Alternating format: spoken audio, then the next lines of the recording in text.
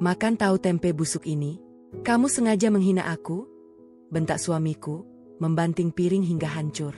Detik itu juga, aku menelepon bank. Sita semua asetnya. Asal kamu tahu, makanan ini cuma ujian. Aku punya miliaran untuk melunasi utangmu. Tapi sekarang nikmati kemiskinanmu. Yuk, absen dulu di kolom komentar. Sobat kisah berasal dari kota mana saja? Jangan lupa tekan like dan subscribe, ya. Dukungan kalian sangat berarti agar channel ini terus berkembang dan bisa menyajikan cerita yang lebih seru. Terima kasih. Namaku Aurel. Jika ada orang yang mengatakan bahwa uang bisa membeli kebahagiaan, aku adalah orang pertama yang akan berdiri dan membenarkan kalimat itu dengan senyuman paling lebar. Setidaknya, itulah yang aku percayai selama 5 tahun terakhir ini. Aku hidup dalam sebuah sangkar emas yang dibangun dari tumpukan lembaran rupiah, dikelilingi oleh kemewahan yang membuat mata setiap wanita yang memandangnya akan membelalak berselimut iri. Rumah kami, sebuah istana megah dengan pilar-pilar putih yang menjulang tinggi di kawasan paling elit di ibu kota, adalah bukti nyata dari kejayaan suamiku. Dia adalah seorang pengusaha muda yang namanya selalu digadang-gadang sebagai calon penguasa pasar masa depan. Di mata dunia, kami adalah definisi nyata dari pasangan sempurna yang keluar dari halaman majalah gaya hidup kelas atas. Aku cantik, anggun, dan selalu mengenakan pakaian dari perancang busana ternama. Suamiku tampan, gagah, dan memiliki aura kekuasaan yang begitu pekat. Namun, di balik dinding-dinding marmer yang dingin dan berkilau itu, ada sebuah rahasia yang kusimpan rapat-rapat di dalam lubuk hatiku yang paling dalam. Sebuah rahasia yang tidak diketahui oleh siapapun, bahkan oleh pria yang setiap malam tidur di sampingku. Pagi itu, sinar matahari menembus celah-celah gorden sutra di kamar utama kami yang luasnya menyamai ukuran sebuah rumah tipe sederhana. Aku terbangun oleh suara gemerincing jam tangan mewah yang diletakkan dengan kasar di atas meja rias. Melalui pantulan cermin besar yang berbingkai ukiran emas, aku melihat suamiku sedang membetulkan kerah kemeja sutranya.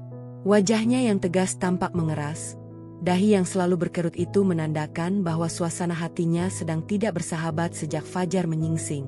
Dia tidak menoleh sedikit pun ke arahku yang baru saja mendudukan diri di tepi ranjang dengan spray katun Mesir yang lembut. Bagi suamiku, aku tidak lebih dari sekadar pajangan indah yang berfungsi untuk melengkapi status sosialnya di hadapan para kolega bisnis. Dia selalu menganggap bahwa posisinya sebagai pencari nafkah tunggal memberinya hak mutlak untuk memperlakukanku sesuka hati. Setiap kata yang keluar dari mulutnya seringkali bernada merendahkan, seolah-olah tanpa dirinya, aku hanyalah sebutir debu yang tidak memiliki arti apa-apa di dunia ini. Dia tidak pernah tahu, sama sekali tidak pernah menduga, bahwa wanita yang dianggapnya lemah dan tidak berdaya ini sebenarnya memiliki kekuatan yang bisa menjungkir balikan dunianya dalam sekejap mata. Aku bukanlah wanita bodoh yang menggantungkan seluruh napas hidupnya pada belas kasihan seorang pria. Selama bertahun-tahun menjalani pernikahan yang melelahkan batin ini, aku diam-diam telah mengamankan masa depanku sendiri. Tanpa sepengetahuan suamiku, aku memiliki sebuah rekening rahasia di sebuah bank swasta internasional terkemuka.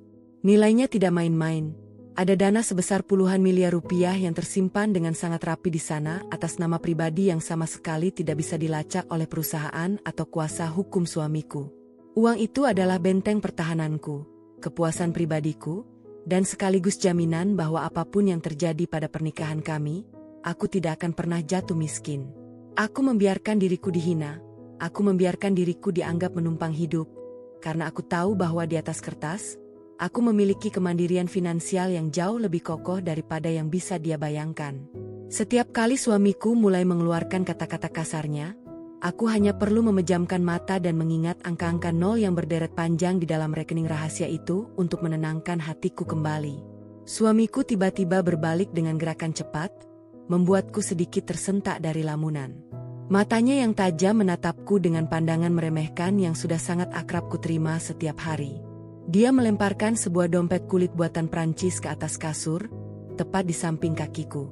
Tindakannya begitu kasar, mencerminkan arogansi yang sudah mendarah daging di dalam tubuhnya yang tegap itu. Gunakan uang di dalam kartu itu dengan bijak, Aurel. Jangan mentang-mentang aku sedang sibuk dengan proyek besar di luar kota, Kamu bisa menghambur-hamburkan uangku seenaknya untuk hal-hal tidak berguna dengan teman-teman sosialitamu yang tidak berbobot itu? Ucapnya dengan suara bariton yang berat dan penuh penekanan. Aku menarik napas dalam-dalam, berusaha menahan debaran dada yang mulai menghangat oleh rasa tersinggung. Aku memaksakan sebuah senyuman tipis, senyuman patuh yang selalu ingin dia lihat dari seorang istri. Baik, Mas. Aku hanya akan membeli kebutuhan rumah tangga yang sudah habis. Dia mendengus meremehkan, seolah-olah jawabanku adalah sesuatu yang menggelikan baginya. Kebutuhan rumah tangga atau tas mewah baru? Ingat ya, posisiku di perusahaan sedang sangat krusial.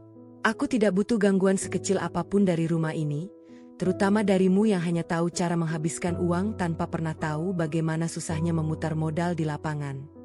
Kata-katanya bagaikan sembilu yang menyayat hati, namun aku tetap bertahan pada posisiku. Aku tidak membantah. Aku hanya menatap langkah kakinya yang lebar dan tegas saat dia berjalan keluar dari kamar, meninggalkan keheningan yang menyesakkan di dalam ruangan yang terlampau luas ini. Setelah suara pintu depan yang tertutup dengan keras terdengar hingga ke lantai atas, aku mengembuskan napas panjang yang sejak tadi tertahan di tenggorokan. Aku berjalan perlahan mendekati jendela besar yang menghadap langsung ke halaman depan rumah. Di bawah sana, mobil sedan mewah berwarna hitam milik suamiku bergerak perlahan membelah gerbang besi otomatis yang terbuka lebar, kemudian menghilang di balik tikungan jalan kompleks yang sepi. Di saat itulah, ego di dalam diriku kembali bangkit dengan perkasa. Aku tersenyum sinis menatap kepergiannya. Suamiku yang terhormat, dia benar-benar mengira bahwa dirinya adalah pusat dari seluruh semesta ini. Dia mengira bahwa seluruh kemewahan yang kami nikmati murni karena kejeniusannya dalam berbisnis. Dia melupakan satu hal, atau mungkin dia memang tidak pernah mau mengakui, bahwa di awal karirnya ada banyak celah yang kututup dengan pemikiran dan strategi yang sengaja kubisikkan secara halus agar dia merasa bahwa itu adalah idenya sendiri. Dan sekarang, setelah dia berada di puncak kejayaan, dia memperlakukanku seperti pelayan yang tidak memiliki hak suara. Rasa jengkel yang mulai menumpuk membuatku melangkah menuju meja rias.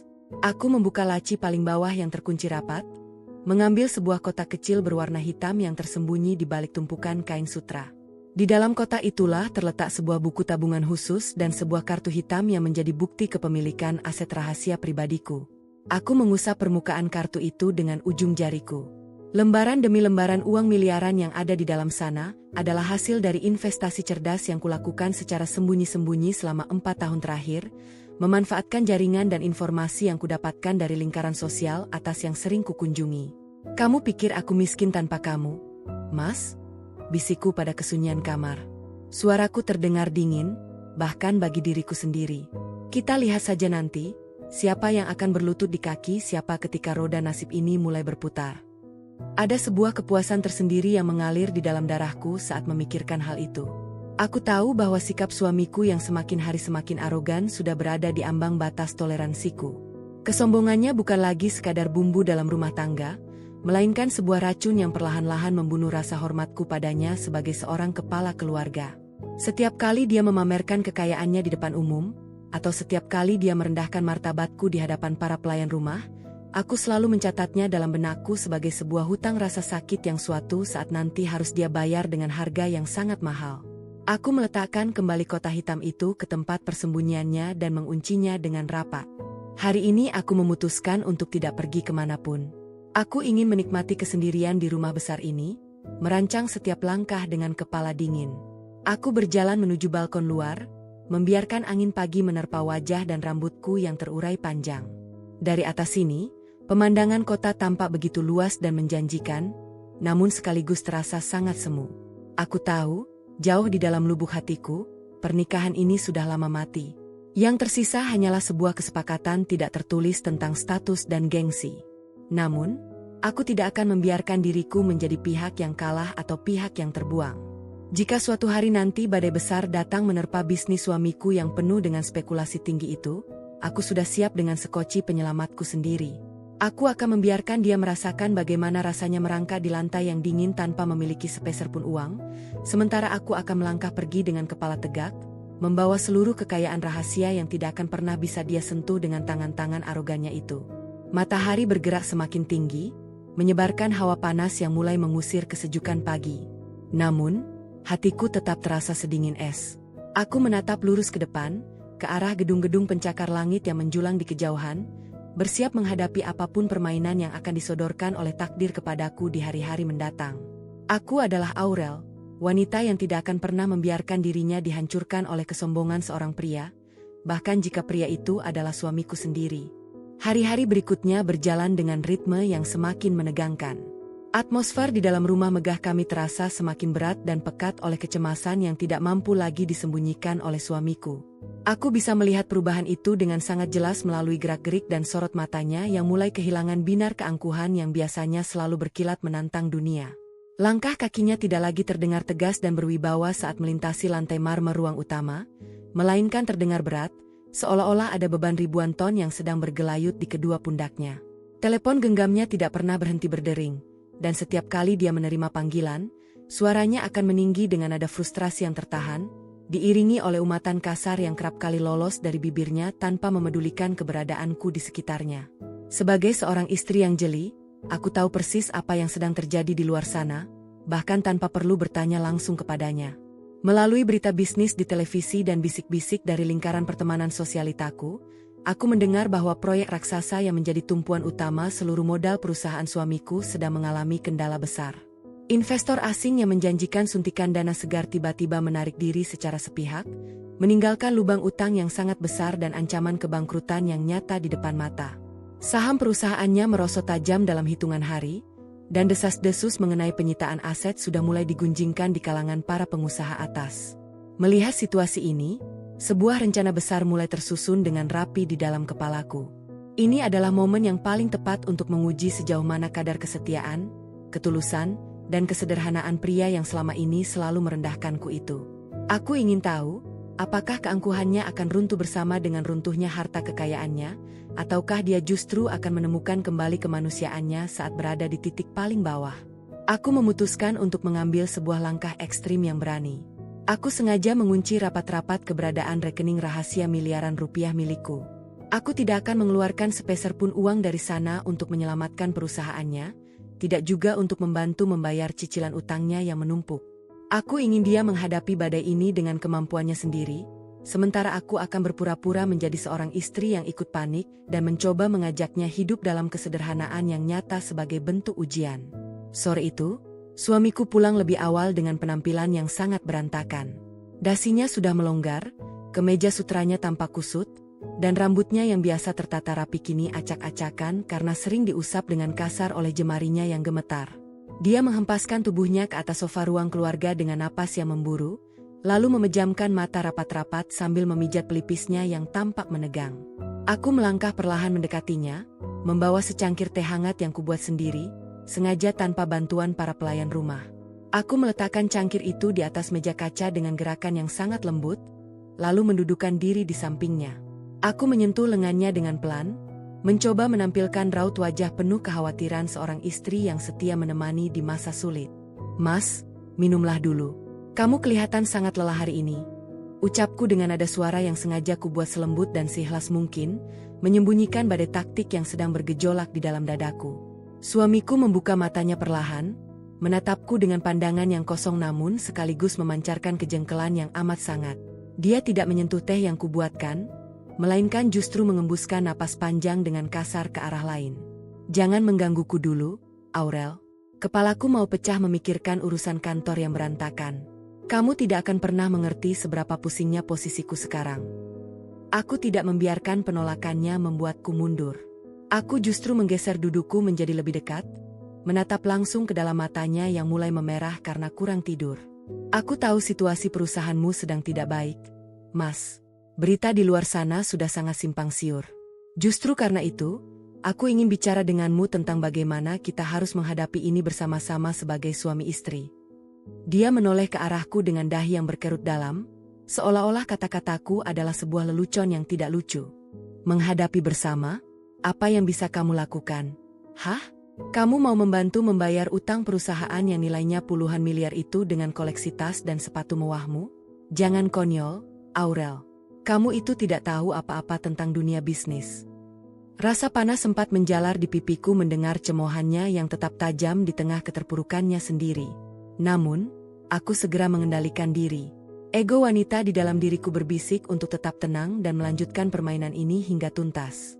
Aku menarik napas dalam-dalam, lalu memegang kedua tangannya yang terasa dingin dan kaku. "Mas, dengarkan aku dulu," kataku, berusaha menahan getaran di suaraku agar terdengar meyakinkan. "Kalau memang situasi keuangan kita sudah diambang batas, bagaimana kalau kita mulai melakukan penghematan besar-besaran dari sekarang? Kita bisa merumahkan sebagian besar pelayan di rumah ini untuk mengurangi biaya bulanan. Kita juga bisa mulai membatasi pengeluaran yang tidak penting, memasak makanan yang sederhana di rumah, dan tidak usah lagi membeli barang-barang bermerek. Aku rela, Mas. Aku rela hidup hemat dan sederhana bersamamu, asalkan kita bisa melewati masa sulit ini bersama-sama dari nol lagi."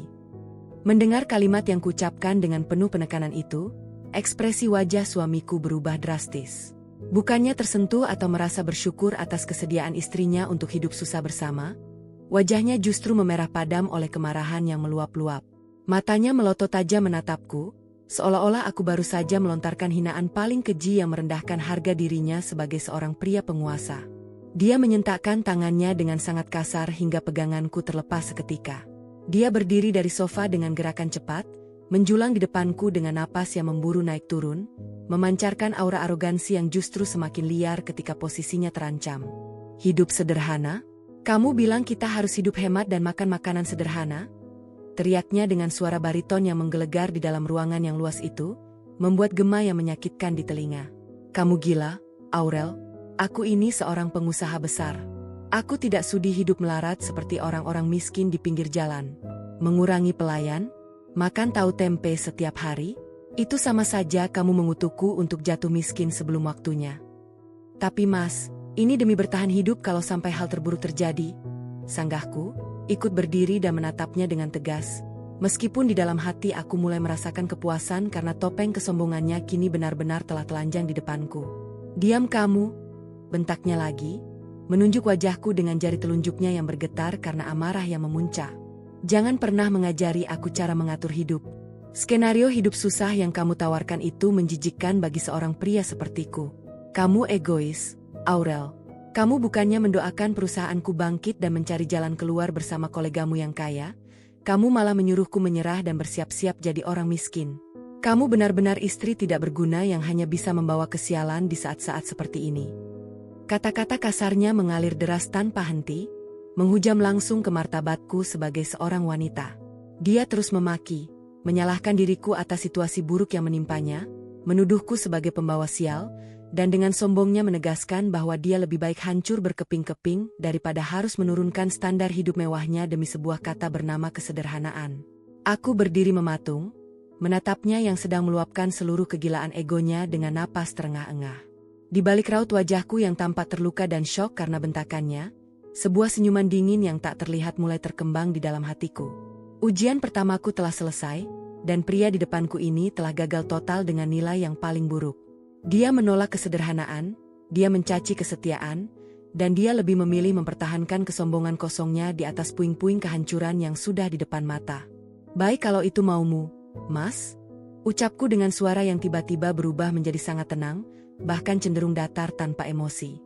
Aku menatapnya untuk terakhir kali sore itu sebelum membalikkan badan dan melangkah pergi meninggalkannya yang masih berdiri dengan sisa-sisa amarah yang bergejolak di tengah ruang keluarga yang kini terasa sangat asing bagi kami berdua. Permainan ini baru saja dimulai, dan aku sudah tahu dengan pasti bagaimana jalannya akhir dari kisah kesombongannya ini. Dia menyentakkan tangannya dengan sangat kasar hingga peganganku terlepas seketika. Dia berdiri dari sofa dengan gerakan cepat, menjulang di depanku dengan napas yang memburu naik turun, memancarkan aura arogansi yang justru semakin liar ketika posisinya terancam. "Hidup sederhana? Kamu bilang kita harus hidup hemat dan makan makanan sederhana?" Teriaknya dengan suara bariton yang menggelegar di dalam ruangan yang luas itu, membuat gema yang menyakitkan di telinga. "Kamu gila, Aurel. Aku ini seorang pengusaha besar. Aku tidak sudi hidup melarat seperti orang-orang miskin di pinggir jalan. Mengurangi pelayan, makan tahu tempe setiap hari, itu sama saja kamu mengutukku untuk jatuh miskin sebelum waktunya. Tapi Mas, ini demi bertahan hidup kalau sampai hal terburuk terjadi." Sanggahku, ikut berdiri dan menatapnya dengan tegas, meskipun di dalam hati aku mulai merasakan kepuasan karena topeng kesombongannya kini benar-benar telah telanjang di depanku. Diam kamu, bentaknya lagi, menunjuk wajahku dengan jari telunjuknya yang bergetar karena amarah yang memuncak. Jangan pernah mengajari aku cara mengatur hidup. Skenario hidup susah yang kamu tawarkan itu menjijikkan bagi seorang pria sepertiku. Kamu egois, Aurel. Kamu bukannya mendoakan perusahaanku bangkit dan mencari jalan keluar bersama kolegamu yang kaya, kamu malah menyuruhku menyerah dan bersiap-siap jadi orang miskin. Kamu benar-benar istri tidak berguna yang hanya bisa membawa kesialan di saat-saat seperti ini. Kata-kata kasarnya mengalir deras tanpa henti, menghujam langsung ke martabatku sebagai seorang wanita. Dia terus memaki, menyalahkan diriku atas situasi buruk yang menimpanya, menuduhku sebagai pembawa sial, dan dengan sombongnya menegaskan bahwa dia lebih baik hancur berkeping-keping daripada harus menurunkan standar hidup mewahnya demi sebuah kata bernama kesederhanaan. Aku berdiri mematung, menatapnya yang sedang meluapkan seluruh kegilaan egonya dengan napas terengah-engah. Di balik raut wajahku yang tampak terluka dan syok karena bentakannya, sebuah senyuman dingin yang tak terlihat mulai terkembang di dalam hatiku. Ujian pertamaku telah selesai, dan pria di depanku ini telah gagal total dengan nilai yang paling buruk. Dia menolak kesederhanaan, dia mencaci kesetiaan, dan dia lebih memilih mempertahankan kesombongan kosongnya di atas puing-puing kehancuran yang sudah di depan mata. Baik kalau itu maumu, Mas, ucapku dengan suara yang tiba-tiba berubah menjadi sangat tenang, bahkan cenderung datar tanpa emosi. Aku menatapnya untuk terakhir kali sore itu sebelum membalikan badan dan melangkah pergi meninggalkannya yang masih berdiri dengan sisa-sisa amarah yang bergejolak di tengah ruang keluarga yang kini terasa sangat asing bagi kami berdua. Permainan ini baru saja dimulai, dan aku sudah tahu dengan pasti bagaimana jalannya akhir dari kisah kesombongannya ini. Ketegangan di dalam rumah kami akhirnya mencapai titik didih yang tidak mungkin bisa diredam lagi. Malam itu, atmosfer di ruang makan terasa begitu mencekam, seolah-olah udara di sekitar kami telah membeku menjadi belati yang siap menusuk siapa saja yang berani bergerak. Lampu gantung kristal yang mewah di atas meja makan panjang tetap bersinar terang, memantulkan cahaya pada deretan peralatan makan perak dan piring porselen mahal yang berjejer rapi. Di atas meja, hidangan makan malam yang mewah telah tersaji dengan sempurna, namun tidak ada satupun dari kami yang menyentuhnya. Aroma makanan yang menggugah selera justru terasa memuakkan, kalah oleh bau permusuhan yang begitu pekat di udara. Suamiku duduk di ujung meja dengan raut wajah yang menggelap, pancaran matanya menyiratkan kemarahan yang luar biasa yang siap meledak kapan saja. Kabar buruk dari perusahaannya tampaknya telah mencapai puncaknya hari ini. Beberapa aset penting kabarnya telah dibekukan oleh bank, dan para pemegang saham mulai menuntut pertanggungjawaban mutlak atas kegagalannya. Namun, alih-alih merenungi kesalahannya atau mencari solusi dengan kepala dingin, pria arogan di hadapanku ini justru membawa seluruh rasa frustrasi dan kehancurannya ke atas meja makan rumah kami, siap untuk ditumpahkan sepenuhnya kepadaku. Aku duduk dengan tenang di sisi lain meja, menatapnya tanpa rasa takut sedikitpun. Aku sengaja mengenakan pakaian yang sederhana malam ini, kontras dengan kemewahan yang memenuhi ruangan, sebagai penegasan terakhir dari ujian kesederhanaan yang kutawarkan kepadanya. Aku ingin melihat seberapa jauh ego pria ini akan membawanya sebelum dia benar-benar hancur berkeping-keping. Jadi, kamu masih bersikeras dengan ide konyolmu itu, Aurel? Suara bariton suamiku memecah keheningan, terdengar begitu dingin dan penuh dengan getaran amarah yang tertahan. Dia menatapku dengan pandangan yang syarat akan kebencian. Kamu sengaja membatasi pengeluaran rumah tangga minggu ini? Kamu memotong anggaran untuk para pelayan tanpa persetujuanku? Kamu benar-benar ingin mempermalukan aku di hadapan semua orang, seolah-olah aku sudah tidak mampu lagi membiayai rumah ini.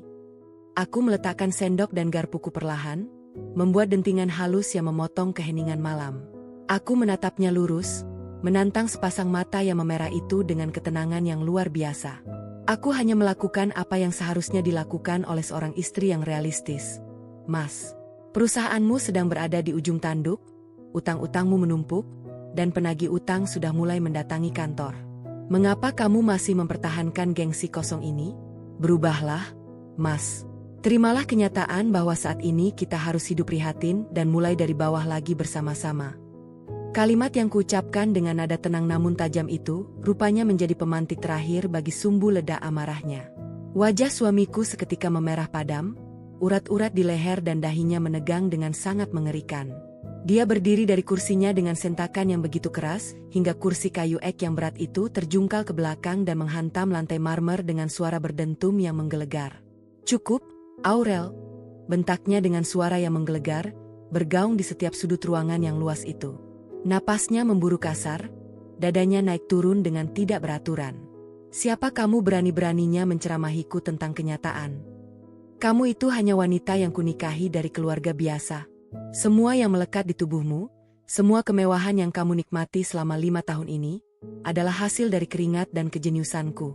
Tanpa uangku, kamu itu bukan siapa-siapa. Hanya sebutir debu yang tidak berguna. Dia melangkah mendekat ke arah meja dengan mata yang menyala-nyala oleh kegilaan egonya yang terluka. Dengan satu gerakan tangan yang sangat kasar dan penuh amarah, dia menyapu seluruh piring porselen, mangkuk sup, dan gelas kristal yang ada di hadapannya. Perang, perang. Suara pecahan piring dan gelas yang hancur berkeping-keping terdengar begitu memekakkan telinga, memecah kesunyian malam dengan sangat brutal. Potongan-potongan makanan mewah dan cairan sup tumpah ruah, mengotori lantai marmer yang putih bersih. Serpihan kaca dan porselen yang tajam beterbangan ke segala arah, beberapa di antaranya mendarat tepat di dekat ujung kakiku.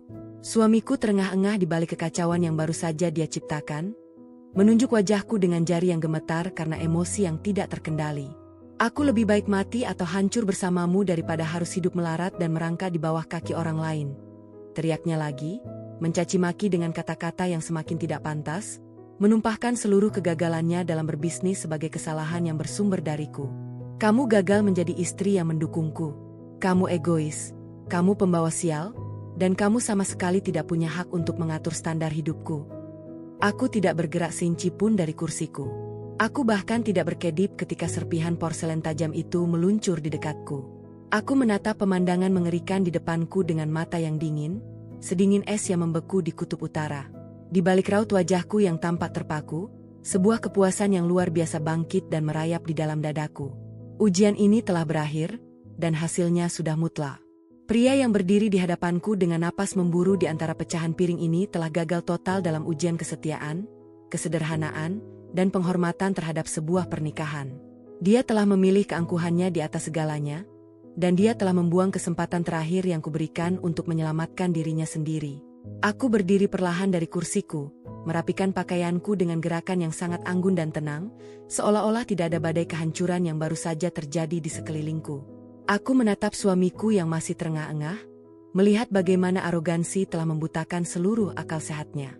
Terima kasih atas jawabanmu yang sangat jelas ini, Mas, ucapku dengan suara yang begitu pelan, namun bergaung dengan kekuatan yang mematikan di dalam ruangan yang sunyi itu.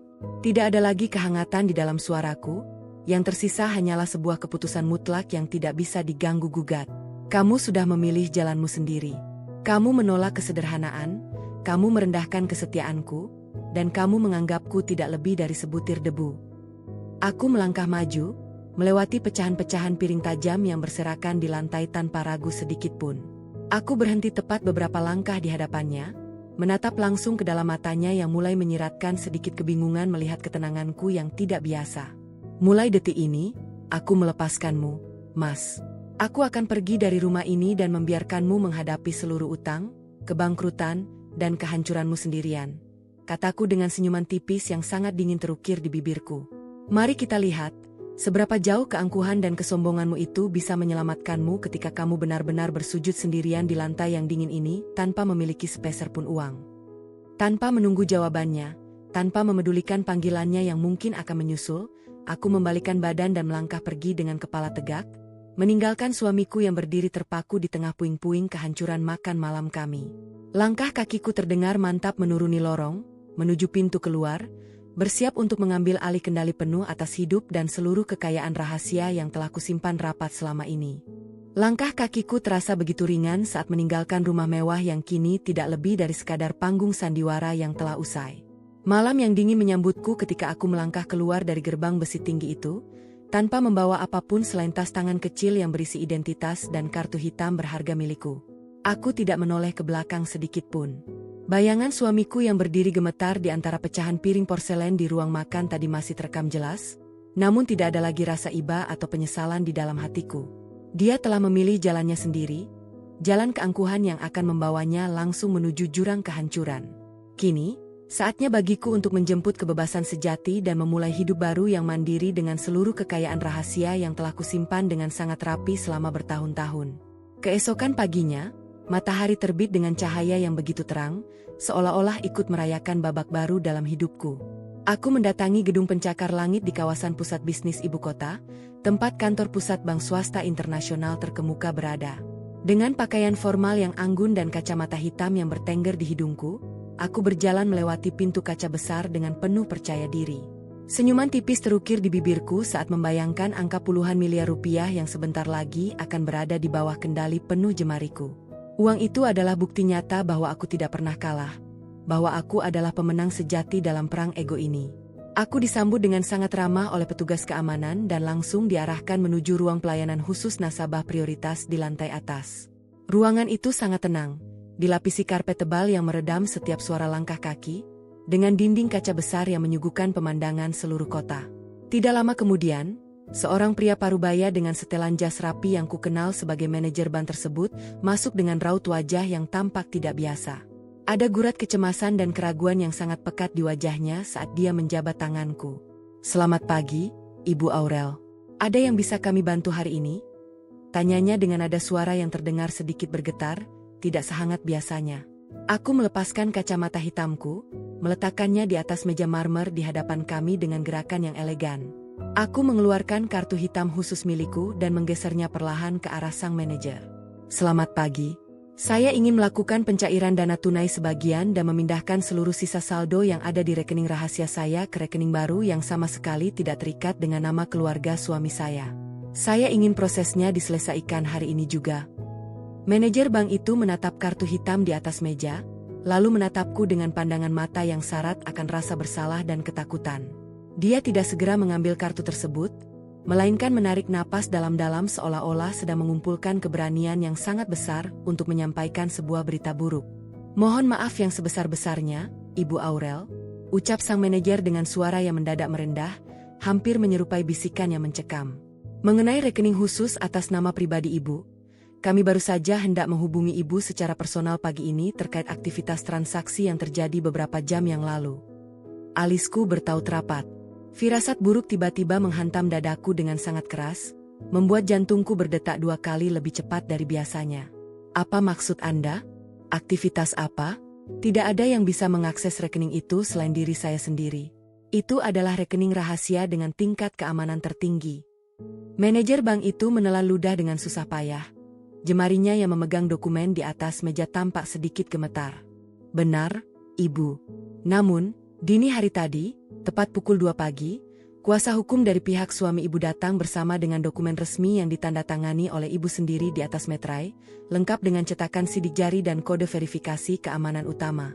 Dokumen tersebut memberikan hak kuasa penuh yang mutlak kepada suami Ibu untuk melakukan pemindahan seluruh aset keuangan atas nama Ibu dalam keadaan darurat perusahaan." Bagaikan disambar petir di siang bolong, seluruh tubuhku seketika membeku. Darahku terasa mandek di dalam pembuluh darah, dan wajahku memucat pasi tanpa sisa. "Apa? Itu tidak mungkin. Saya tidak pernah menandatangani dokumen apapun. Kalian pasti sudah melakukan kesalahan besar. Periksa lagi sistem kalian," teriakku, kehilangan seluruh ketenangan yang sejak tadi kubanggakan. Suaraku melengking tinggi, memecah keheningan ruangan mewah itu. "Kami sudah memeriksa dan memverifikasinya sebanyak 3 kali melalui sistem pusat kami, Ibu Aurel," ucap manajer itu dengan wajah yang semakin memelas, menyodorkan beberapa lembar salinan dokumen ke hadapanku. Semua tanda tangan, sidik jari, bahkan kata kunci rahasia yang Ibu buat 5 tahun lalu, semuanya cocok dan sah secara hukum. Rekening rahasia Ibu sudah dikosongkan total. Seluruh dana sebesar puluhan miliar rupiah di dalamnya telah dipindahkan ke rekening perusahaan milik suami Ibu beberapa jam sebelum drama makan malam di rumah Ibu terjadi. Aku menyambar lembaran kertas itu dengan tangan yang gemetar hebat. Mataku menelusuri setiap baris tulisan, dan di bagian bawah halaman terakhir, aku melihat tanda tanganku sendiri yang tertera di sana dengan sangat sempurna. Pikiranku berputar dengan liar, mencoba mengingat kapan aku pernah menandatangani kertas kosong ini. Tiba-tiba, sebuah ingatan muncul di benakku. Beberapa bulan yang lalu, saat suamiku membawakan tumpukan dokumen investasi yang katanya hanya formalitas belaka di tengah malam saat aku sedang mengantuk berat. Dia telah menjebakku. Dia telah merencanakan ini semua dengan sangat matang sejak lama. Ternyata selama ini dia sudah tahu. Bisikku dengan suara yang tercekat di tenggorokan, air mata keterkejutan mulai menggenang di pelupuk mataku. Rasa syok yang luar biasa merayap, meremukkan seluruh harga diriku hingga tidak bersisa. Suamiku yang kukira bodoh, suamiku yang kukira hanya bisa berakting marah dan membanting piring semalam, ternyata telah berada 10 langkah di depanku. Dia sengaja membiarkan dirinya terlihat frustrasi, sengaja memancingku untuk mengeluarkan ujian kesederhanaan itu, hanya untuk memastikan bahwa aku benar-benar akan meninggalkannya sehingga dia memiliki alasan kuat untuk menggunakan dokumen kuasa tersebut tanpa penyesalan. Dia telah menguras seluruh benteng pertahananku, mengeringkan sisa dana miliaran rupiah yang menjadi satu-satunya harapan masa depanku, dan meninggalkanku dalam keadaan yang benar-benar miskin tanpa sepeser pun uang di tangan. Meja kini telah berbalik dengan sangat kejam, dan akulah yang kini berada di ambang kehancuran yang sesungguhnya. Dunia di sekitarku seolah runtuh menjadi kepingan tak berarti saat aku melangkah keluar dari gedung bank dengan tubuh yang lemas tak bertenaga. Kakiku terasa seperti jeli, nyaris tidak sanggup menopang berat badanku sendiri. Di dalam tas tangan yang kupegang erat, kartu hitam yang semula menjadi lambang kekuasaan dan kemandirianku kini tidak lebih dari sekadar potongan plastik mati yang tidak berharga. Puluhan miliar rupiah yang kusimpan selama bertahun-tahun telah lenyap dalam hitungan jam, berpindah ke tangan suamiku yang dengan cerdiknya memanfaatkan kelengahanku. Aku berjalan menyusuri trotoar dengan tatapan kosong, mengabaikan klakson kendaraan yang bersahut-sahutan di jalan raya-raya yang padat. Aku, Aurel, wanita yang beberapa jam lalu merasa berada di atas angin, kini terlempar ke titik paling rendah tanpa memiliki sepeser pun uang untuk bertahan hidup. Rasa syok yang sempat melumpuhkan logikaku perlahan berubah menjadi kepanikan yang membakar dada. Aku tidak boleh menyerah begitu saja pada keadaan ini. Otakku mulai berputar dengan liar mencari jalan keluar dari labirin kehancuran yang diciptakan oleh suamiku. Jika seluruh uang rahasia milikku telah dipindahkan ke rekening perusahaan suamiku, itu berarti dana tersebut kini melekat pada aset perusahaan yang sedang berada di ambang kebangkrutan. Informasi terakhir yang kudengar, pengadilan telah menunjuk pihak kurator independen untuk melakukan pembekuan dan penyitaan terhadap seluruh aset perusahaan demi melunasi utang-utang para kreditur. Penyitaan aset. Bisikku pada diri sendiri, dan seketika itu juga sebuah kesadaran mengerikan menghantam pikiranku. Jika pihak kurator bergerak cepat mengeksekusi perintah penyitaan, maka uang rahasia milikku yang sekarang berada di dalam sistem keuangan perusahaan suamiku juga akan ikut tersita tanpa sisa. Aku tidak akan pernah bisa mengambilnya kembali. Uang itu akan habis dibagi-bagikan kepada para investor dan bank yang menagih utang. Aku harus menghentikan ini. Aku harus menghubungi pihak kurator yang menangani kasus suamiku, memohon atau mencari celah hukum apapun untuk membatalkan atau setidaknya menunda perintah penyitaan aset tersebut. Aku harus menyelamatkan apa yang menjadi hak pribadiku sebelum segalanya terlambat. Dengan tangan yang masih gemetar hebat, aku merogoh ponsel dari dalam tas. Aku menghubungi salah seorang rekan sosialitaku yang suaminya bekerja di lingkungan hukum untuk mencari tahu lembaga kurator mana yang ditunjuk oleh pengadilan untuk mengeksekusi penutupan perusahaan suamiku. Setelah menunggu beberapa menit yang terasa seperti berabad-abad dengan debaran jantung yang memekakan telinga, sebuah pesan singkat masuk ke ponselku, berisi nama lembaga, alamat kantor, dan nama kepala kurator yang bertanggung jawab penuh atas kasus ini. Mataku terpaku pada sebaris nama yang tertera di layar ponsel. Jantungku yang semula berdegup kencang karena panik, tiba-tiba berhenti berdetak selama beberapa detik. Seluruh persendianku mendadak kaku, dan napas yang baru saja kuhirup terasa menyangkut di tenggorokan. Nama kepala kurator itu adalah nama yang sangat akrab di masa laluku. Sebuah nama yang telah kukubur dalam-dalam di dasar ingatan sejak 5 tahun yang lalu, ketika aku memilih untuk melangkah ke dalam kehidupan mewah bersama suamiku. Dia adalah pria yang dulu pernah mencintaiku dengan tulus, pria sederhana yang memiliki impian besar namun belum memiliki apa-apa ketika aku memutuskan untuk mencampakkannya demi kilo harta dan status sosial yang ditawarkan oleh pernikahan kayaku. Kini, takdir membawa namanya kembali ke hadapanku dalam posisi yang paling tidak terduga, sebagai orang yang memegang kendali atas hidup dan mati finansialku. Rasa takut, cemas, dan malu bercampur aduk menjadi satu, menciptakan gejolak yang memuakkan di dalam perutku. Bagaimana mungkin aku harus mendatangi pria yang pernah kuhancurkan hatinya demi meminta bantuan? Bagaimana mungkin roda nasib berputar sekejam ini, menghadapkanku pada bayang-bayang masa lalu di saat aku berada dalam kondisi paling hina dan tak berdaya? Namun, aku tidak memiliki pilihan lain. Kesombonganku telah runtuh, dan pertahanan finansialku berada di ujung tanduk. Dengan sisa keberanian yang kupaksakan, aku melangkah menuju tepi jalan, menghentikan sebuah taksi konvensional, dan menyebutkan alamat kantor kurator tersebut dengan suara yang hampir habis. Aku harus menghadapi badai ini, meskipun itu berarti aku harus berlutut di hadapan pria dari masa lalu yang paling ingin kuhindari. Gedung kantor kurator itu berdiri kokoh dengan arsitektur modern yang didominasi kaca gelap, mencerminkan ketegasan dan hukum yang tidak kenal kompromi. Setiap langkahku di atas lantai granit abu-abu menuju ruang utama terasa begitu berat, seolah-olah sepasang kakiku sedang diseret menuju ruang eksekusi.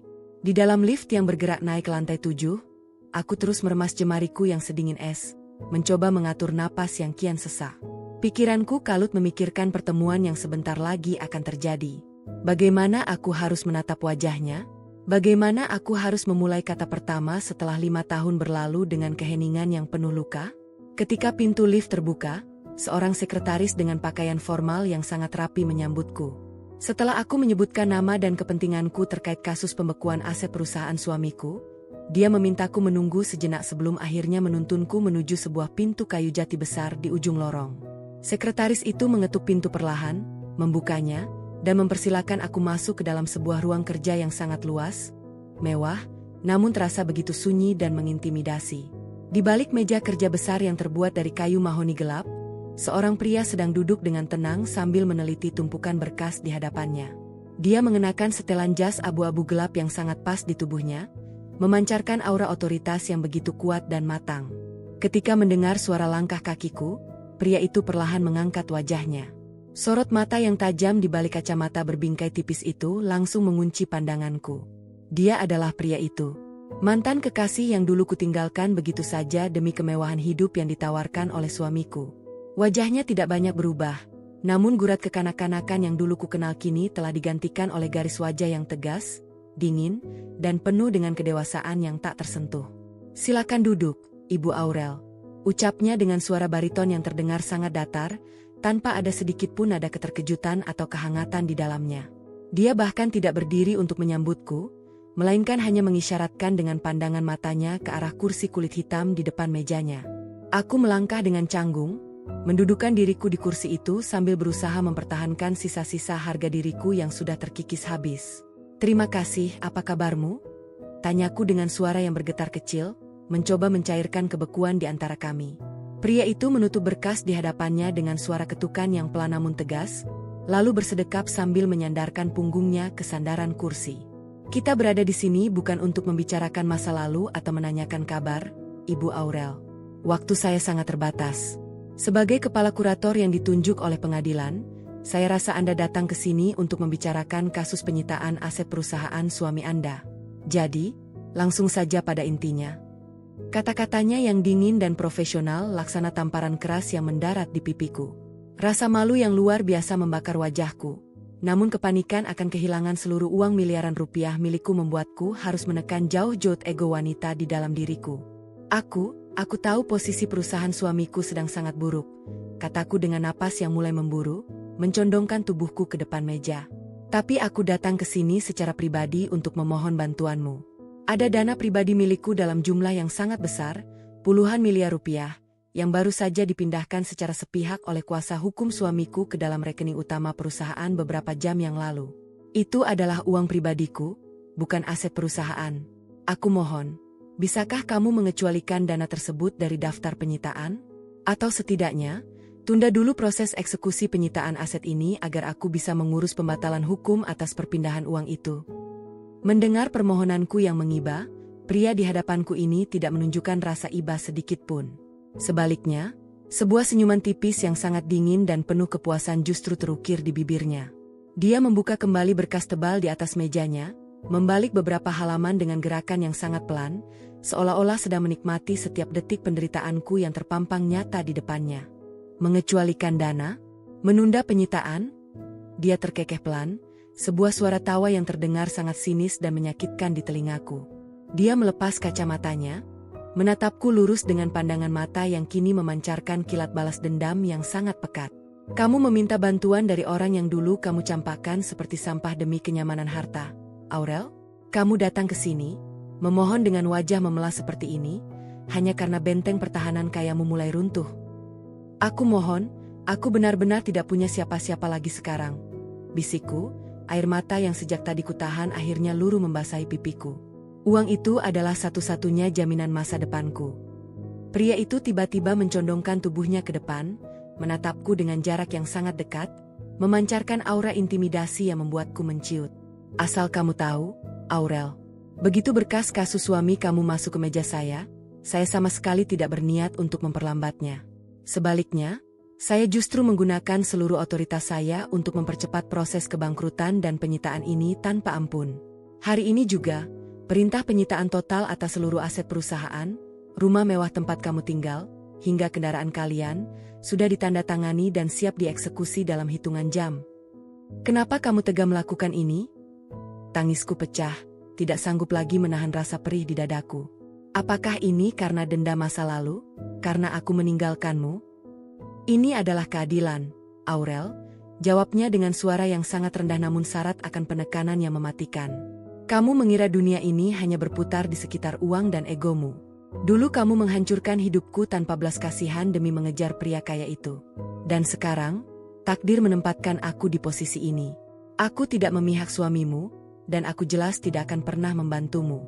Aku sudah memanipulasi beberapa celah dokumen administrasi sedemikian rupa agar proses penyitaan ini berjalan mutlak dan tidak bisa diganggu-gugat oleh pihak manapun. Aku akan memastikan kalian berdua kehilangan seluruh aset, seluruh kehormatan, dan seluruh harta yang selama ini kalian dewakan, tanpa sisa sedikit pun. Ini adalah bentuk pembalasan yang sempurna. Kata-katanya yang kejam menutup seluruh ruang harapan di dalam hatiku. Pria yang dulu begitu lembut kini telah menjelma menjadi kurator berdarah dingin yang siap meratakan seluruh hidupku dengan tanah. Aku terduduk lemas di kursi, menatap kosong ke arah lembaran dokumen penyitaan yang terletak di atas meja, menyadari bahwa badai kehancuran yang sesungguhnya kini telah resmi dimulai dan tidak ada satu orang pun yang bisa kuajak berlindung. Hari itu juga, bayang-bayang kehancuran yang diucapkan oleh kurator berdarah dingin itu menjadi kenyataan yang paling mengerikan dalam hidupku. Prosedur penyitaan berjalan dengan kecepatan yang sangat brutal, memburu waktu seolah-olah hari kiamat finansial sengaja dimajukan untuk kami berdua. Tidak butuh waktu berminggu-minggu, bahkan tidak sampai hitungan hari. Hanya dalam hitungan jam setelah aku melangkah keluar dari ruangan sang mantan kekasih dengan air mata yang mengering di pipi, sepasang truk besar dan beberapa mobil dinas bertuliskan lembaga hukum sudah terparkir rapi di depan gerbang besi rumah mewah kami. Aku berdiri terpaku di sudut ruang tamu yang luas, menyaksikan belasan orang berseragam resmi mondar-mandir dengan ekspresi wajah yang datar dan tanpa emosi. Mereka membawa papan jalan, mencatat setiap barang berharga, dan menempelkan stiker segel berwarna merah menyala di atas barang-barang yang selama ini menjadi lambang keangkuhanku.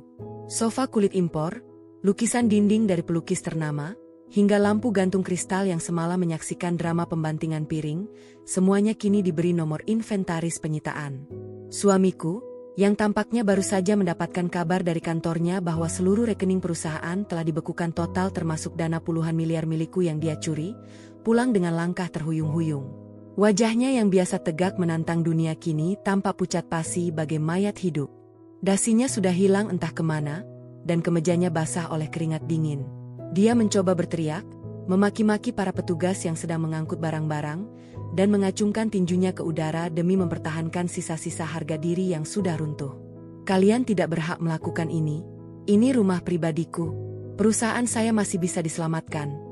Teriak suamiku dengan suara baritonnya yang kini terdengar parau dan pecah, kehilangan seluruh wibawanya. Seorang petugas senior dengan tenang menyodorkan selembar dokumen resmi yang dilaminasi, dokumen yang beberapa jam lalu kulihat di atas meja mahoni milik sang mantan kekasih. Mohon maaf, Bapak. Berdasarkan keputusan pengadilan dan manipulasi administrasi, maksud kami, berdasarkan verifikasi dokumen aset mutlak yang diajukan oleh Kepala Kurator, seluruh properti ini, termasuk rumah dan isinya, telah dialihkan sebagai jaminan negara untuk melunasi utang piutang Anda yang telah jatuh tempo. Anda dan keluarga diminta untuk mengosongkan tempat ini sekarang juga.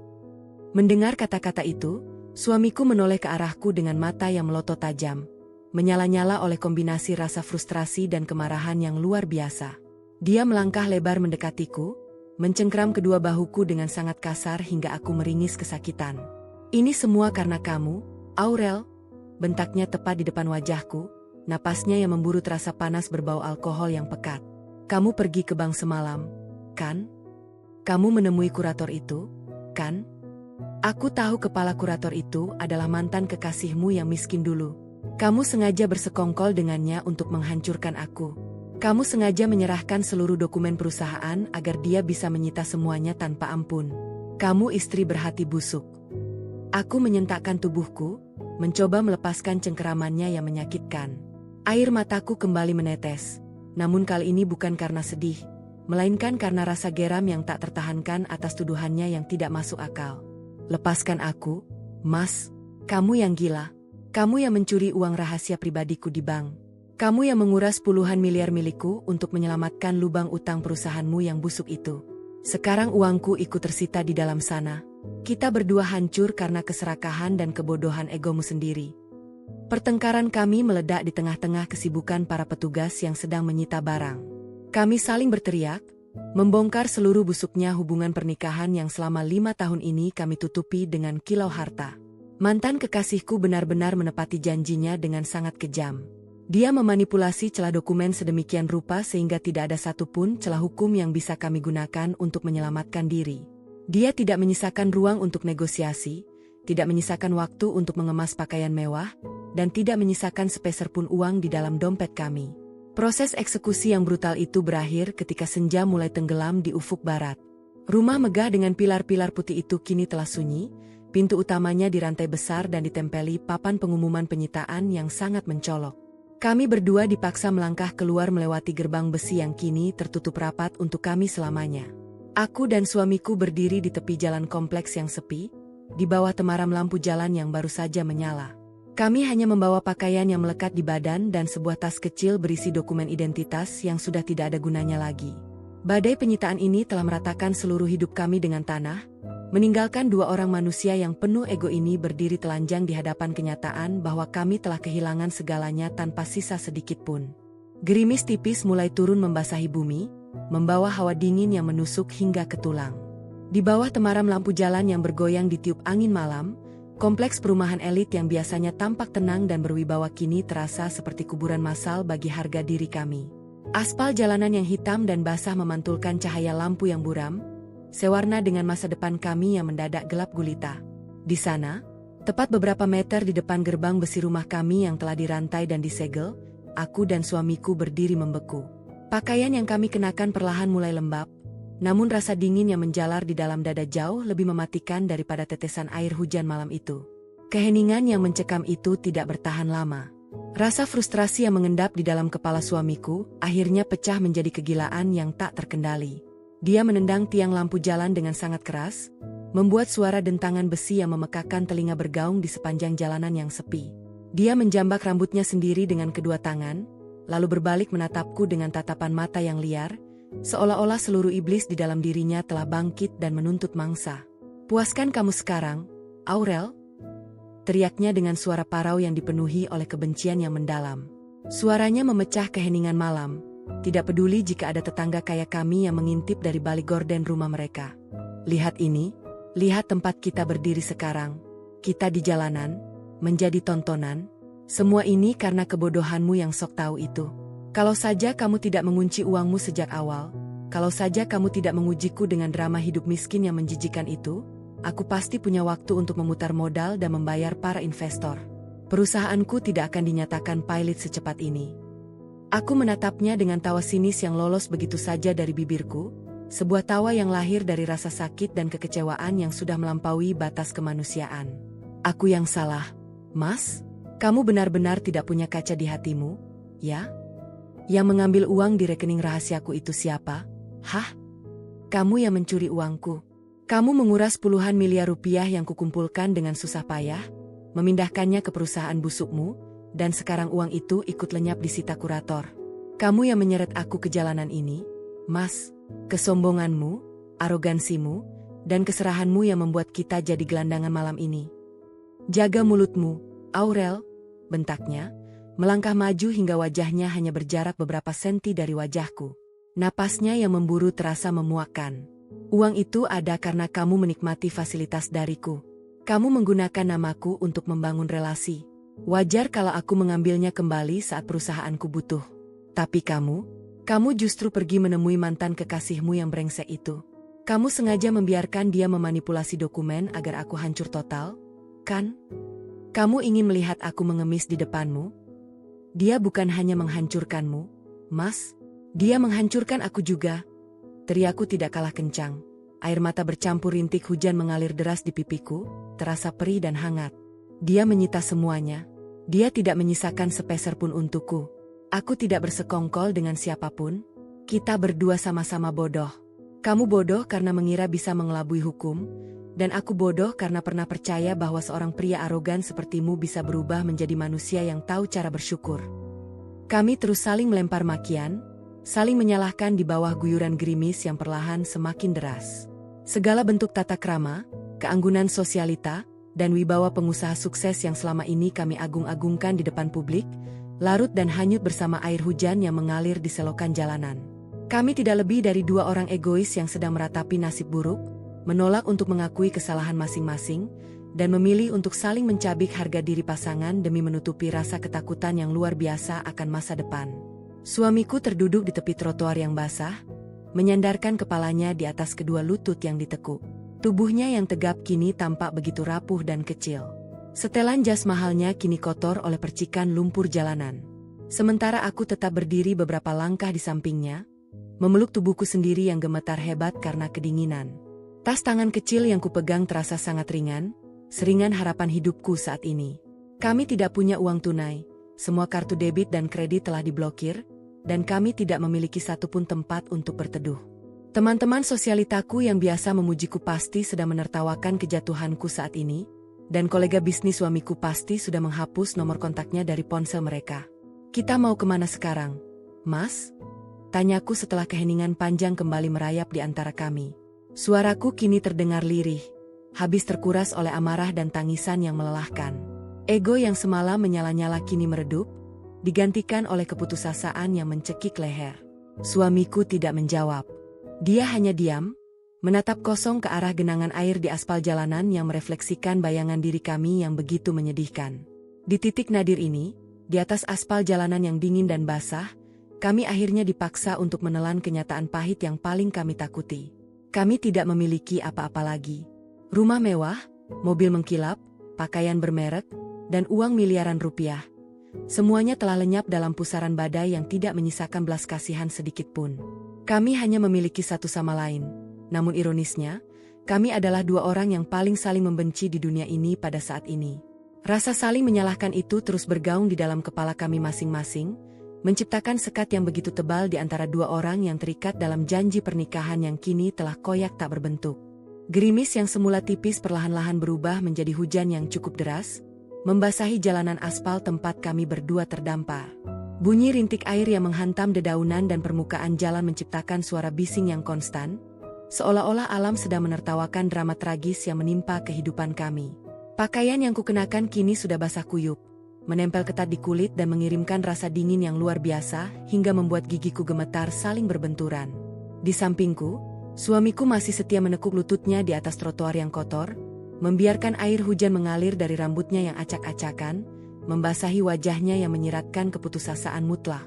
Kami tidak lagi memiliki energi untuk saling berteriak atau melempar makian. Kemarahan yang meluap-luap beberapa saat lalu kini telah menguap, digantikan oleh rasa lelah yang teramat sangat dan kekosongan jiwa yang mengerikan. Di dalam kesunyian yang mencekam di antara deru hujan, sebuah sorot lampu yang sangat terang tiba-tiba muncul dari tikungan jalan kompleks. Cahaya lampu itu begitu kuat, membelah kegelapan malam dan menyinari tempat kami berdua duduk terpuruk. Aku terpaksa menyipitkan mata, mengangkat salah satu tangan untuk menghalau silau yang menusuk kornea. Suamiku pun perlahan mengangkat kepalanya, menatap ke arah sumber cahaya dengan pandangan mata yang dipenuhi rasa bingung sekaligus curiga. Sebuah mobil sedan mewah berwarna hitam legam bergerak perlahan, memotong tirai hujan dengan sangat anggun. Mobil itu bukan sekadar kendaraan mewah biasa. Desainnya yang eksklusif dan lambang pabrikan Eropa ternama di bagian depannya menandakan bahwa pemiliknya adalah seseorang dengan status sosial yang berada di kasta tertinggi, jauh di atas tingkat kekayaan yang pernah dimiliki oleh suamiku sebelum kebangkrutan ini terjadi. Roda mobil itu berhenti berputar tepat di depan kami, hanya berjarak beberapa jengkal dari trotoar basah tempat kami terduduk lemas. Mesinnya yang halus hampir tidak mengeluarkan suara, menyisakan desisan pelan yang kontras dengan suara gemuruh hujan. Jantungku tiba-tiba berdegup kencang oleh kombinasi rasa bingung dan takut. Siapa yang mendatangi kami di tempat terpencil dan di jam seperti ini? Apakah ini utusan bank yang ingin memastikan kami benar-benar sudah angkat kaki? Ataukah ini rekan bisnis suamiku yang datang untuk menyaksikan langsung kehancuran kami dengan tatapan mengejek? Pintu belakang mobil mewah itu perlahan terbuka dengan gerakan yang sangat halus. Seorang pria paruh baya melangkah keluar dari dalam kabin mobil yang hangat. Seorang pengawal berpakaian hitam dengan sigap segera memayunginya, memastikan tidak ada sebutir pun air hujan yang menyentuh pakaian pria tua itu. Pria parubaya itu mengenakan setelan jaswal mahal berwarna abu-abu muda. Penampilannya begitu rapi, bersih, dan memancarkan karisma yang sangat kuat. Tipe karisma yang hanya dimiliki oleh mereka yang telah puluhan tahun berada di puncak kekuasaan dunia bisnis. Dia melangkah mendekati kami dengan langkah yang tenang namun pasti. Langkah kakinya yang dibalut sepatu kulit mengkilap tidak ragu untuk menginjak genangan air di jalanan. Ketika dia berhenti tepat di hadapanku dan cahaya lampu jalan menerangi wajahnya yang mulai dihiasi garis-garis penuaan, seluruh pasokan udara di dalam paru-paruku seolah-olah disedot keluar sekaligus. Mataku membelalak lebar, dan mulutku terbuka tanpa mampu mengeluarkan suara sedikit pun. Seluruh tubuhku mendadak kaku, lebih kaku daripada saat aku mengetahui rekening rahasiaku dikosongkan. Pria yang berdiri di hadapanku ini, wajah ini, sorot mata yang teduh namun tajam ini, tidak mungkin salah. Ayah? Bisikku dengan suara yang teramat lirih, hampir tenggelam oleh suara hujan. Suaraku tercekat di tenggorokan, melahirkan rasa tidak percaya yang teramat sangat hingga aku mengira diriku sedang berhalusinasi akibat kedinginan dan stres yang luar biasa. Suamiku ikut terlonjak dari duduknya. Dia berdiri dengan tubuh yang limbung, menatap pria tua di hadapan kami dengan ekspresi yang tidak kalah terkejutnya. Mertua? Bagaimana mungkin? Bukankah ayah sudah? Kalimat suamiku menggantung di udara, tidak sanggup dia selesaikan. Ingatan kami berdua serentak berputar ke belasan tahun yang lalu, ke masa di mana kabar mengenai kebangkrutan total dan kematian ayah kandungku menyebar luas. Selama belasan tahun ini, aku hidup dengan keyakinan penuh bahwa ayahku telah tiada, meninggalkan diriku yang harus berjuang sendiri dari bawah hingga akhirnya bertemu dengan suamiku yang kaya raya. Keberadaan ayahku di masa lalu adalah sebuah lembaran hitam yang sengaja kututup rapat karena aku mengira dia telah gagal dan menyerah pada kerasnya dunia bisnis. Namun sekarang, pria yang selama belasan tahun ini kukira telah membusuk di dalam tanah, berdiri tegak di hadapanku di bawah payung besar yang dipegang pengawalnya. Dia menatapku dengan sepasang mata yang memancarkan campuran rasa rindu, keprihatinan, namun sekaligus ada kilat ketegasan yang sangat dingin di dalamnya. Tidak ada keraguan, tidak ada kesalahan penafsiran. Pria ini adalah ayah kandungku yang sesungguhnya. Ayahku menatapku yang sedang menggigil di atas aspal jalanan, lalu beralih menatap suamiku yang tampak seperti ayam sayur yang basah kuyup. Sebuah senyuman tipis, senyuman misterius yang sangat sulit untuk diartikan, terukir di bibir pria parubaya itu. Dia tidak langsung memelukku atau menawarkan jaket hangatnya untuk menutupi tubuhku yang gemetar. Dia justru tetap berdiri dengan keanggunan yang mengintimidasi, membiarkan keheningan dan keterkejutan melumpuhkan seluruh fungsi otak kami berdua selama beberapa saat. Kalian kelihatan sangat terkejut melihatku, Aurel, menantuku, ucap ayah dengan suara bariton yang stabil, sangat jernih mengalahkan suara deru hujan yang menghantam bumi. Suaranya tidak mengandung kemarahan, namun memiliki bobot yang begitu berat hingga membuat kami berdua merasa semakin kerdil di atas aspal jalanan yang hina ini. Apakah kalian mengira bahwa badai yang menghantam hidup kalian akhir-akhir ini hanyalah sebuah kebetulan belaka? Apakah kalian mengira bahwa roda nasib ini berputar tanpa ada yang mengendalikannya? Pertanyaan ayah yang syarat akan teka-teki itu membuat bulu kuduku berdiri. Pikiranku yang semula kalut dan lelah mendadak dipaksa untuk bekerja 2 kali lebih keras. Mengapa ayah ada di sini? Apa maksud dari kalimat yang baru saja dia ucapkan? Sorot matanya yang tenang seolah-olah mengisyaratkan bahwa dia tahu setiap detail penderitaan yang kami lalui, mulai dari air mata di ruang makan, hilangnya uang di bank, hingga kejamnya pengusiran oleh kurator beberapa jam lalu. Aku mencoba melangkah maju, namun kakiku yang kaku membuatku hampir terjatuh jika saja aku tidak berpegangan pada tiang lampu jalan yang dingin. Ayah, apa yang sebenarnya terjadi? Mengapa ayah masih hidup? Dan apa maksud dari semua perkataan ayah ini? Tanyaku dengan suara yang bergetar hebat. Air mata yang baru mengalir langsung menyatu dengan air hujan yang membasahi wajahku. Ayah tidak segera menjawab pertanyaanku.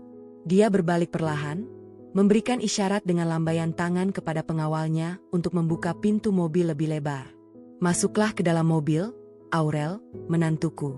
Jalanan ini terlalu dingin untuk menjadi tempat pembongkaran sebuah rahasia besar. Mari kita selesaikan apa yang telah dimulai, dan biarkan aku menunjukkan kepada kalian siapa sebenarnya dalang di balik layar dari seluruh panggung sandiwara yang meruntuhkan kesombongan kalian ini. Tanpa memiliki kekuatan lagi untuk menolak, dan didorong oleh rasa penasaran yang luar biasa yang mengalahkan rasa takut kami, aku dan suamiku melangkah dengan tubuh yang gemetar menuju mobil mewah tersebut. Kami masuk ke dalam kabin yang hangat, meninggalkan aspal jalanan yang dingin, namun sadar bahwa di dalam mobil ini, sebuah kebenaran yang jauh lebih mengejutkan dan mengerikan sedang menunggu untuk dikuliti satu persatu di hadapan ego kami yang telah hancur lebur. Suasana di dalam kabin mobil mewah itu begitu hangat, kontras dengan hawa sedingin es yang baru saja membungkus tubuh kami di luar sana. Namun, kehangatan pendingin ruangan ini sama sekali tidak mampu mencairkan kebekuan yang melingkupi atmosfer di antara kami bertiga. Bau kulit jok mobil yang mahal dan wewangian aromaterapi yang menenangkan justru terasa menyesakkan dada. Aku duduk menyandar dengan tubuh yang masih basah kuyup, membiarkan air hujan menetes dari ujung rambutku dan membasahi karpet wol tebal di bawah kakiku. Di sampingku, suamiku duduk dengan pandangan kosong, menatap jemarinya yang gemetar tanpa berani menoleh sedikit pun ke arah pria parubaya yang duduk di hadapan kami. Ayah duduk dengan posisi yang sangat tenang di kursi penumpang yang berhadapan langsung dengan kami. Beliau melipas satu kakinya, bersedekap, dan menatap kami berdua secara bergantian dengan sorot mata yang sulit diartikan. Tidak ada kemarahan, tidak ada kebencian, yang ada hanyalah tatapan seorang pengamat yang sedang melihat hasil akhir dari sebuah eksperimen panjang yang melelahkan. Kalian pasti memiliki banyak sekali pertanyaan di dalam kepala kalian saat ini. Ayah membuka suara, memecah keheningan yang sejak tadi mencekik leher kami. Suara baritonnya terdengar begitu berwibawa, menggema lembut di dalam kabin mobil yang kedap suara. Bagaimana seorang ayah yang dikira telah mati belasan tahun lalu dalam kebangkrutan, tiba-tiba muncul dengan kemewahan seperti ini di hadapan kalian yang baru saja terusir dari rumah. Aku menelan ludah dengan susah payah, merasakan tenggorokanku yang kering dan perih. Ayah, tolong jangan mempermainkan kami lagi. Katakan yang sebenarnya. Apa yang terjadi belasan tahun lalu? Dan mengapa ayah baru muncul sekarang, di saat hidupku sudah hancur lebur seperti ini? Suaraku bergetar hebat, menahan tangis yang siap meledak kembali. Ayah tersenyum tipis. Sebuah senyuman yang penuh dengan misteri dan kebijaksanaan yang kelam. Beliau membetulkan posisi duduknya sebelum melanjutkan perkataannya. Belasan tahun lalu, perusahaan ayah memang mengalami guncangan besar, Aurel. Namun, ayah tidak pernah bangkrut, apalagi meninggal dunia. Ayah sengaja memalsukan kematian dan kebangkrutan itu, menarik diri sepenuhnya dari panggung bisnis ibu kota, dan membangun imperium baru di luar negeri dengan identitas yang sangat rahasia. Mengapa? Karena ayah ingin melihat bagaimana putri tunggal ayah bertumbuh tanpa bayang-bayang nama besar dan harta kekayaan orang tuanya. Aku terperangah, menatap tidak percaya pada pria yang telah melahirkanku itu. Jadi, selama belasan tahun ini, perjuanganku, kesepianku, dan rasa sakitku karena mengira diriku sebatang kara adalah bagian dari rencana pengasingannya. Namun, kejutan sesungguhnya bukan di situ, Aurel. Lanjut ayah.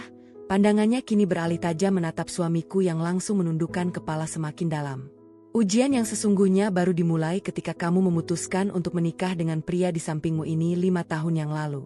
Sejak hari pertama pernikahan kalian, ayah tidak pernah sedetik pun melepaskan pandangan ayah dari kalian. Ayah mengawasi setiap gerak-gerik kalian melalui jaringan orang-orang kepercayaan ayah. Suamiku memberanikan diri mengangkat wajahnya yang pucat, menatap ayah dengan mata yang membelalak. Mertua jadi, semua ini? Benar, menantuku yang arogan? Potong ayah dengan nada suara yang tiba-tiba berubah menjadi sedingin musim dingin. Seluruh badai yang menghantam hidup kalian akhir-akhir ini, mulai dari jatuhnya perusahaanmu, hilangnya uang di rekening rahasia Aurel, hingga kedatangan kurator yang kejam itu. Semuanya adalah skenario besar yang sengaja kurancang dan kukendalikan dari balik layar. Bagaikan hantaman gada raksasa, kalimat ayah membuat dadaku sesak seketika. Apa maksud ayah? Ayah yang merancang kebangkrutan kami. Ayah yang menghancurkan hidupku? Teriakku histeris, tidak peduli lagi pada sopan santun. Ayah tetap tenang, tidak terpengaruh oleh ledakan emosiku. Beliau mengetuk sandaran tangan kursi dengan ujung jarinya secara konstan. Dengarkan dulu, Aurel. Ayah melihat bagaimana pernikahan kalian berjalan selama 5 tahun ini. Ayah melihat bagaimana pria ini memperlakukanmu dengan penuh keangkuhan, merendahkan martabatmu hanya karena dia merasa menjadi satu-satunya pemilik tahta kekayaan di rumah itu. Ayah juga melihat bagaimana kamu, putriku, bertumbuh menjadi wanita yang penuh dengan ego, menyembunyikan miliaran rupiah di rekening rahasia hanya sebagai jaminan jika suatu saat kamu ingin mencampakkannya, tanpa pernah berniat untuk memperbaiki komunikasi dalam pernikahan kalian. Pernikahan kalian bukan didasari oleh cinta yang murni, melainkan perang ego dan benteng harta yang semu. Ayah menarik napas dalam-dalam, lalu menjentikan jarinya. Oleh karena itu, ayah memutuskan untuk menguji kalian berdua. Ayah memanipulasi pasar, menarik investor asing dari perusahaan menantuku melalui jaringan bisnis internasional milik ayah, hingga menciptakan kepailitan buatan yang membuat perusahaannya goyang. Ayah ingin melihat, apakah di masa sulit itu, kalian akan saling merangkul dan menurunkan ego, atau justru saling mencaci. Lalu, bagaimana dengan uang di rekening rahasiaku, ayah? Tanyaku dengan bibir yang gemetar, mengingat hilangnya puluhan miliar rupiah yang menjadi tumpuan hidupku. Uang itu tidak pernah benar-benar dicuri oleh suamimu secara kebetulan, Aurel, jawab ayah dengan tatapan lurus. Orang kepercayaan ayah yang berada di dalam sistem bank swasta itu yang sengaja memberikan celah dan memancing pengacara suamiku untuk menemukan dokumen kuasa tersebut. Ayah yang mengatur agar suamiku menguras rekeningmu tepat sebelum makan malam itu terjadi. Ayah ingin menguji reaksimu ketika benteng finansial yang kamu doakan itu runtuh dalam sekejap mata. Dan hasilnya, kamu langsung menyerah pada pernikahanmu dan memilih pergi dengan keangkuhan yang sama. Suamiku memegang kepalanya dengan kedua tangan, tampak sangat frustrasi. Lalu kurator itu, mantan kekasih Aurel, dia bilang dia membalas dendam pada kami. Ayah terkekeh pelan, sebuah tawa yang terdengar sangat berwibawa namun menakutkan. Dia memang memiliki dendam masa lalu pada kalian, terutama pada Aurel yang mencampakkannya. Ayah sengaja menunjuk lembaga kurator miliknya dan menempatkan dia sebagai kepala penanganan kasus ini. Ayah memberikan dokumen-dokumen yang sudah dimanipulasi agar dia bisa meluapkan amarahnya dengan melakukan penyitaan yang brutal tanpa ampun. Dia mengira dia sedang melakukan balas dendam pribadinya yang jenius, padahal dia hanyalah salah satu pion di atas papan catur yang ayah kendalikan untuk meratakan seluruh kesombongan kalian hingga ke dasar tanah. Aku terduduk lemas di kursi mobil, air mataku mengalir tanpa suara. Seluruh rasa sakit, kemarahan, kepanikan, dan pengusiran yang kami alami selama beberapa hari terakhir ini ternyata hanyalah sebuah panggung sandiwara besar yang disutradarai oleh ayah kandungku sendiri. Beliau menjebak menantunya, menjebak putri kandungnya sendiri, dan menggunakan masa lalu kami sebagai alat untuk menghancurkan hidup kami yang semu. Kenapa ayah sekejam ini pada kami? Bisikku di antara isak tangis yang tertahan. Aku ini anakmu, ayah? Ayah menatapku, dan untuk pertama kalinya, ada kilat kelembutan yang bercampur kesedihan di matanya. Karena ayah mencintaimu, Aurel. Dan karena ayah ingin menyelamatkanmu dari pernikahan yang beracun ini. Harta telah membuat kalian berdua kehilangan kemanusiaan. Suamimu menjadi monster yang arogan karena uang, dan kamu menjadi wanita yang dingin dan penuh curiga karena uang. Ayah harus menghancurkan seluruh berhala harta itu dari hidup kalian, agar kalian bisa melihat dengan jelas siapa diri kalian yang sesungguhnya saat tidak memiliki sepeser pun uang di tangan. Mobil mewah itu terus melaju membelah kegelapan malam yang diguyur hujan, membawa kami menjauh dari reruntuhan masa lalu kami yang palsu. Di dalam kabin yang sunyi itu, kebenaran telah dikuliti habis tanpa sisa. Kami berdua kini tahu bahwa kami bukan lagi korban dari nasib buruk atau kejamnya kurator, melainkan korban dari keserakahan dan ego kami sendiri yang telah membawa kami masuk ke dalam perangkap besar seorang ayah yang sedang menuntut sebuah pembuktian sejati tentang arti dari sebuah ketulusan. Mobil mewah itu akhirnya melambat dan berhenti di sebuah area parkir yang sangat sepi di pinggiran kota. Di luar, hujan masih turun dengan intensitas yang mulai mereda, menyisakan suara ketukan rintik air yang teratur di atas atap kabin. Penerangan di luar sangat minim. Hanya mengandalkan lampu taman berwarna kuning redup yang menerangi sebuah bangunan paviliun kayu kecil yang tampak sangat bersahaja di kejauhan. Di dalam mobil, keheningan kembali merayap, menjadi lebih pekat setelah rahasia besar yang membongkar seluruh skenario hidup kami selesai dikuliti oleh ayah. Ayah merogoh saku dalam jas wol mahalnya, mengeluarkan sebuah dompet kulit kecil, lalu menarik selembar kertas lipat berwarna putih bersih dari sana. Beliau membuka lipatan kertas itu dengan gerakan yang sangat lambat, sengaja menciptakan ketegangan batin yang luar biasa di dalam dada kami yang sudah remuk redam. Di atas meja lipat kecil yang berada di tengah kabin mobil, ayah membentangkan kertas tersebut. Kertas itu adalah sebuah kontrak. Di bagian atasnya tertera tulisan tebal yang sangat jelas di bawah pencahayaan lampu kabin, surat pernyataan dan kesepakatan mutlak.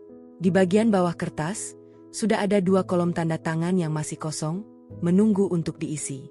Ini adalah lembar kontrak terakhir dari seluruh rangkaian ujian yang telah kalian lalui, ucap ayah dengan suara bariton yang begitu tenang namun syarat akan penekanan yang mematikan.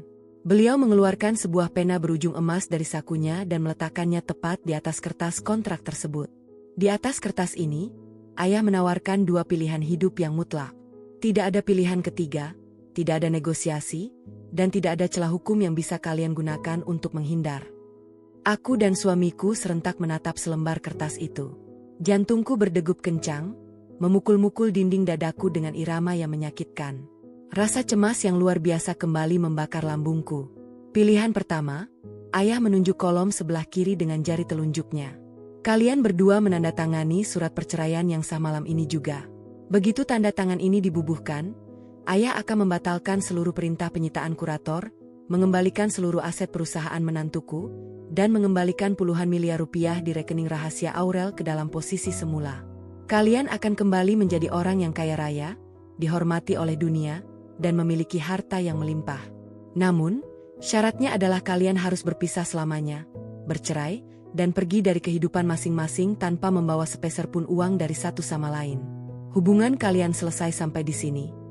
Mendengar pilihan pertama itu, aku melihat kilat yang sangat akrab muncul kembali di sepasang mata suamiku. Gairah akan tahta kekayaan, status sosial, dan nama besar perusahaan yang sempat runtuh, kini tampak seperti oase di tengah padang pasir yang tandus bagi jiwanya yang arogan.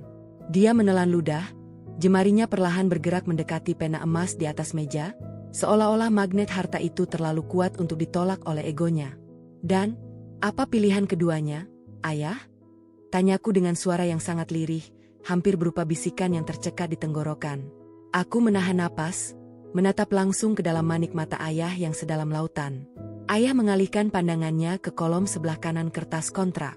Pilihan kedua, kalian menolak untuk bercerai.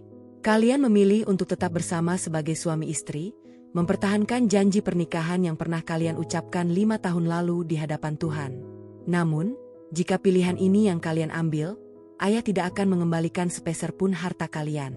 Perusahaanmu akan tetap pailit, rumah mewah kalian akan tetap disita, dan uang miliaran di bank akan hangus tanpa sisa. Ayah hanya akan memberikan kalian sebuah modal usaha yang sesungguhnya, sebuah gerobak kayu tua dan perlengkapan untuk menjadi penjual tahu dan tempe keliling di pasar tradisional pinggiran kota. Kalian harus hidup dari nol, tinggal di kontrakan sempit yang pengap, dan merasakan bagaimana rasanya mencari sesuap nasi dengan memeras keringat yang nyata setiap hari. Kata-kata ayah yang terakhir laksana sebuah hantaman palu gadam yang menghancurkan seluruh sisa ilusi kemewahan di dalam kabin mobil itu. Menjadi penjual tahu dan tempe keliling, dari puncak menara gading yang bergelimang kemewahan, jatuh ke kubangan lumpur pasar tradisional yang bau dan kotor.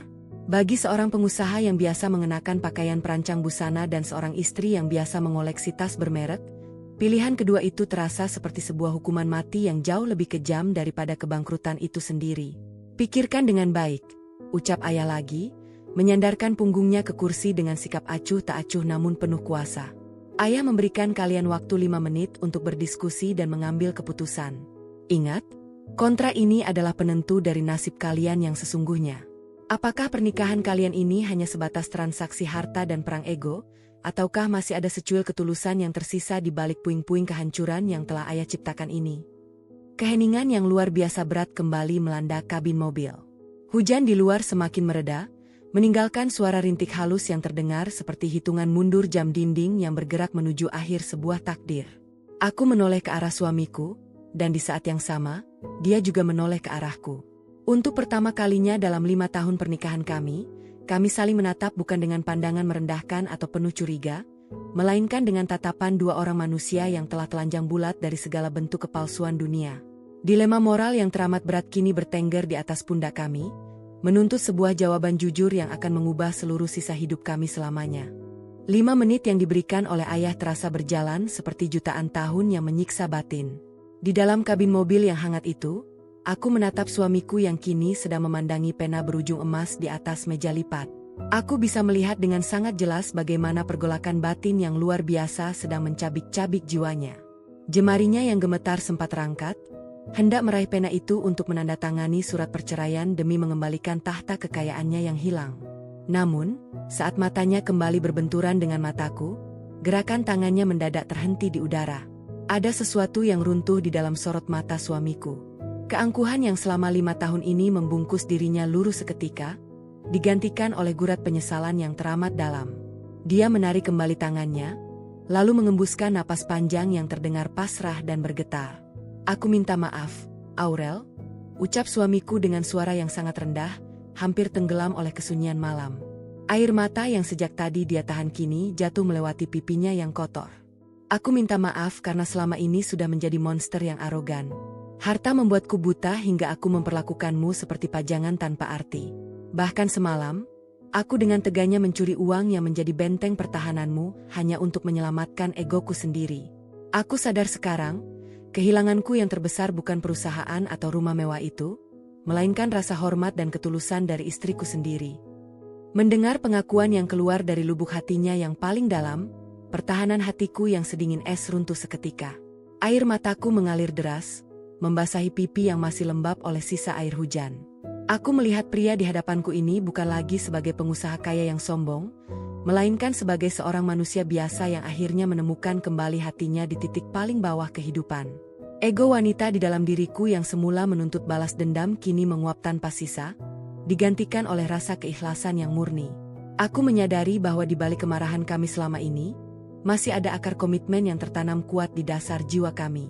Aku mengulurkan tanganku, menggenggam jemarinya yang dingin dengan erat. "Aku juga minta maaf, Mas. Aku egois karena menyembunyikan uang itu dan mengujimu dengan cara yang salah, tanpa pernah mencoba mengerti beban berat yang kamu pikul sendirian di luar sana." Kami berdua kemudian menoleh ke arah ayah yang sejak tadi mengamati kami dalam diam. Aku melepaskan genggaman tanganku pada suamiku, lalu meraih lembar kontrak di atas meja. Dengan gerakan yang mantap dan tanpa keraguan sedikitpun, aku melipat kertas kontrak itu menjadi 2 bagian, lalu merobeknya menjadi serpihan-serpihan kecil di hadapan ayah. "Kami memilih pilihan kedua, Ayah," kataku dengan suara yang kini terdengar sangat tegas dan tenang. Ada kedamaian baru yang merayap di dalam dadaku. Kami tidak akan bercerai. Kami menolak untuk kembali ke dalam lingkaran harta yang penuh kepalsuan jika itu harus membuat kami saling membenci lagi. Kami memilih untuk tetap bersama, meskipun itu berarti kami harus memulai semuanya dari nol sebagai penjual tahu dan tempe keliling. Suamiku mengangguk kuat, mempererat genggaman tangannya pada jemariku, menegaskan bahwa dia mendukung penuh keputusan yang kuambil. Ayah menatap serpihan kertas yang berserakan di atas meja, lalu perlahan menatap kami berdua. Untuk pertama kalinya malam itu, sebuah senyuman yang sangat lebar dan penuh rasa bangga mengembang di wajah pria parubaya itu. Sepasang matanya berkaca-kaca, memancarkan kehangatan seorang ayah yang sesungguhnya. Beliau mengulurkan kedua tangannya, merangkul pundak kami berdua dengan sangat erat. "Kalian telah lulus dari ujian yang sesungguhnya," bisik ayah dengan suara yang bergetar menahan haru. "Harta bisa dicari, perusahaan bisa dibangun kembali, namun ketulusan dan keikhlasan untuk saling menerima di titik nadir adalah kekayaan sejati yang tidak akan pernah bisa dibeli dengan uang miliaran rupiah. Ayah bangga pada kalian." Hujan di luar akhirnya mereda sepenuhnya, menyisakan fajar yang perlahan mulai menyingsing di ufuk timur. Sinar matahari pagi yang hangat mulai menerobos masuk ke dalam kabin mobil, mengusir sisa-sisa kegelapan malam yang dingin. Kami melangkah keluar dari mobil menuju paviliun kayu kecil di hadapan kami, bersiap menyambut kehidupan yang baru. Kehidupan yang mungkin akan terasa berat dan melelahkan secara fisik, namun penuh dengan kedamaian, kejujuran, dan cinta murni yang sejati. Aku adalah Aurel, dan hari ini, aku memulai hidupku kembali dari nol bersama suamiku, bukan lagi sebagai budak dari harta kekayaan, melainkan sebagai pemenang atas ego kami sendiri.